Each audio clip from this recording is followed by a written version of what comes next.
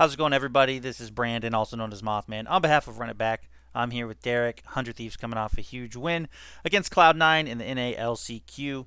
They won, the LCQ last time. A lot of Mhm. people kind of had them, as maybe a shoe-in for this one, even though the talent in NA, has, exponentially grown since the last time around. Just want to know, how big was this matchup for you going into it? Pretty big. I think C9. A lot of people had the doubts with C9, but they are still a solid team. They still make you think throughout the rounds, and they still they are. I'm really happy we beat them today. Well, this was the first two-map series for 100 Thieves in the Yeah. LCQ.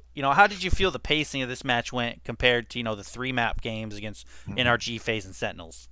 I think it really came down to we kept our composure today, we kept our confidence up, and we actually closed out the leads that we created. So it felt really good to actually close out a game 2-0 because I felt like all of our games should have been 2-0 thus far. Okay, let's talk about the action a bit and kind of closing those games and those rounds out. On Ascent, Cloud9 started off hot, but Yeah. you guys were able to turn things over. 8 rounds in a row, only gave up two of them on your defensive half. After C9 strung together those first handful of rounds, what kind of adjustments did you guys make to kind of flip the script on them? So midway through, once we were down that many rounds, obviously our coaches were in the back, like creating some master plan.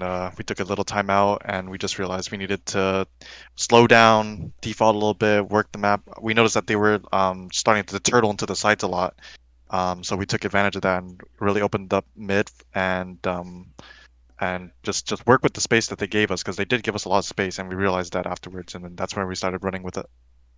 Okay, and kind of a similar question for Fracture. Pretty even first half. They kind of came out swinging in the second, but you guys managed to bring it back and shut them down again. What do you think was the deciding factor to swing the momentum on that map? Yeah, they definitely did came out swinging, and I think same answer. Sorry, but It's all we right. realized what they were doing.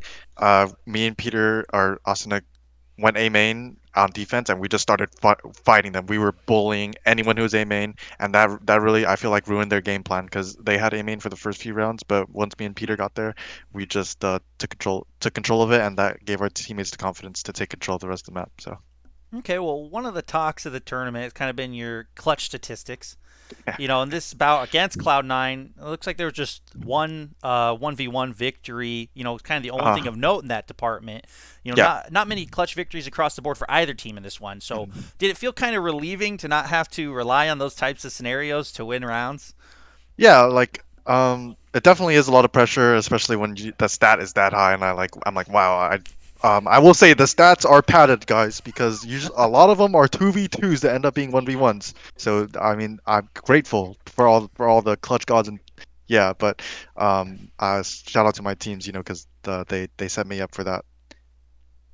Okay, and when it comes to kind of that clutching ability, like you said, sometimes it comes down to just those quick 1v2s after it was a 2v2 just before. But kind of Yeah. just tell me what goes on in your head during those moments, whether it is a prolonged 1v2, maybe a 1v3, and so on. Does your team still kind of make the calls in the background for you, or do they just maybe let you handle it and stay focused? No, What happens?